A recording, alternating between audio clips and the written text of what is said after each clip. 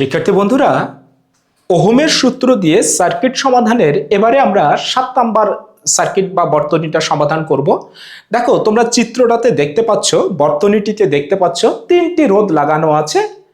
বলা হয়েছে এই 3টা রোধের তুল্য রোধ কত হবে এবং প্রতিটা রোধের মধ্য দিয়ে কত কারেন্ট যাবে এবং প্রতিটি রোধের দুই প্রান্তের বিভব পার্থক্য কত হবে।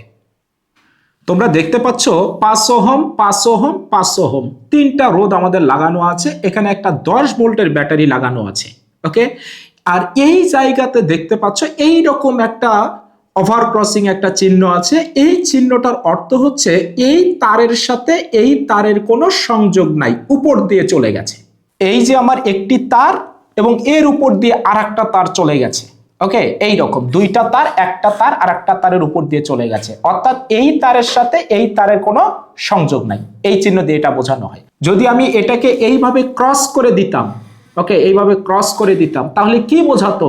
তাহলে বোঝাতো এই তারটাও কাটা আছে, তাহলে দুটো মাথা বের হবে, এই তারটাও কাটা আছে, তাহলে দুটো মাথা বের হবে, অর্থাৎ এই 4টা মাথাকে আমরা একখানে সংযোগ দিয়ে রেখেছি।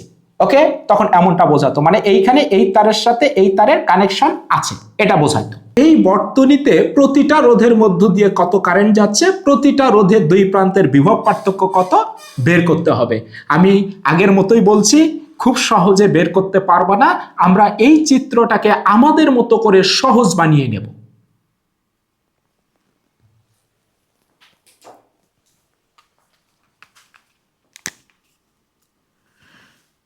যতগুলো সংযোগ বিন্দু আছে তাদের আমরা নাম দিয়ে দেব। আচ্ছা, ধরে নেই এই বিন্দুটার নাম হচ্ছে এ বিন্দু।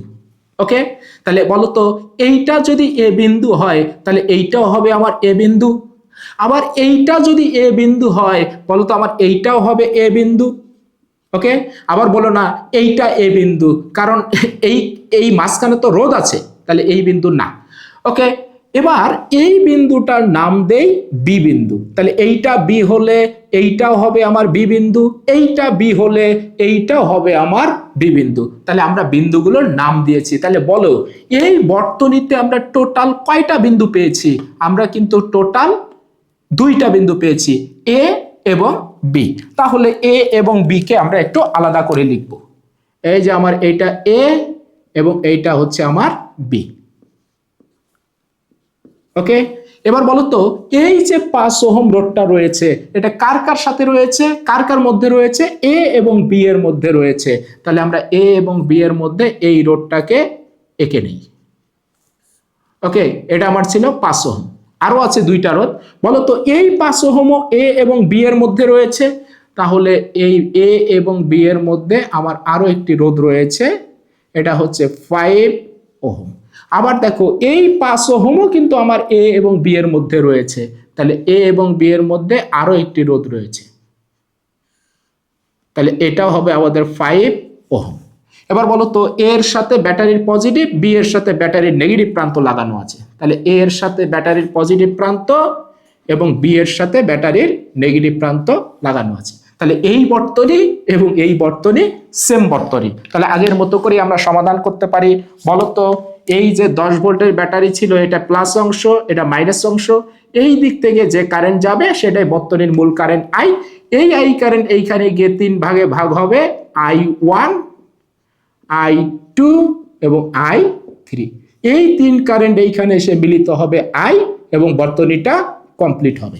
ওকে, তাহলে বলো তো, এ এবং বি এর মাঝখানে কয়টা রাস্তা আছে? 3টা রাস্তা আছে। এই 3টা রাস্তা আছে সমান্তরালে। তাহলে সমান্তরালের ক্ষেত্রে তুল্যরোধ কত হবে? 1/RP is equal to 1/5, 1/5, 1/5। লসাগু হবে 5, উপরে হবে 3, তাহলে আরপি এর মান হবে 5/3, মানে 1.67 এত ওহম।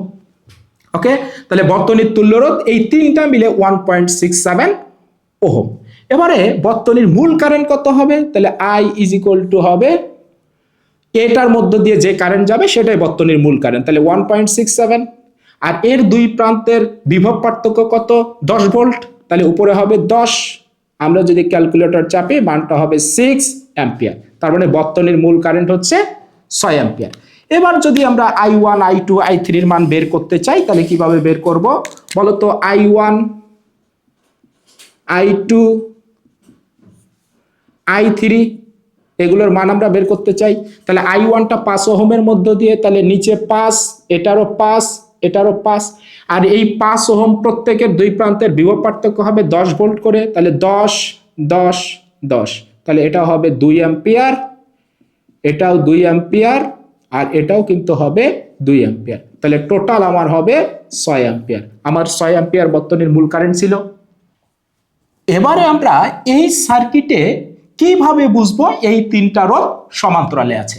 তোমরা একটু খেয়াল করে দেখো। বর্তনীর কারেন্ট এইখানে আসবে, বলতো এই বিন্দু মানে তো এই বিন্দু, এই দুই বিন্দুতে একই বিন্দু, বলতো এইখানে এসে দেখবে তাকে এই বি বিন্দুতে আসতে হবে ব্যাটারি নেগেটিভ প্রান্তে। তাহলে এইখান থেকে তিনটা রাস্তা সে বেছে নিতে পারে। এই দেখো একটা রাস্তা, ওকে, তারপরে এইখান থেকে কারেন্ট এই দিকে আসতে পারে দুইটা, আর এই দিকে আসতে পারে তিনটা। তার মানে এই তিনটা রোধ আছে আমাদের সমান্তরালে। যদি এই রকম থাকতো মাঝখানে এই রকম সংযোগবিহীন না, সংযোগ আছে, এবার তাহলে বলো তো আমার বর্তনীর তুল্য রোধ কত হবে? এইখান থেকে বর্তনীর মূল কারেন্ট I আসবে, এসে এইখানে দেখবে আমার তো বি বিন্দুতে যেতে হবে, এই দিকে রোধ আছে, ওকে, এই দিকে রোধ আছে, তাহলে কারেন্ট এই দিকে যাবে না, কারেন্ট এই দিকে যাবে। এসে এখানে যেহেতু কানেকশন আছে তাহলে কারেন্ট এই দিক থেকে এই দিকে যাবে, অর্থাৎ এই রোধের মধ্য দিয়েও কারেন্ট যাবে না, এর মধ্য দিয়েও না, এর মধ্য দিয়েও না। তিনটা রোধ কিন্তু ইনঅ্যাক্টিভ থাকবে, বর্তনীতে কোনো কাজ করবে না। তাহলে বর্তনীর এখানে তুল্য রোধ কত হবে? আর এর মান কত হবে? 0, কোনো রোধ নাই।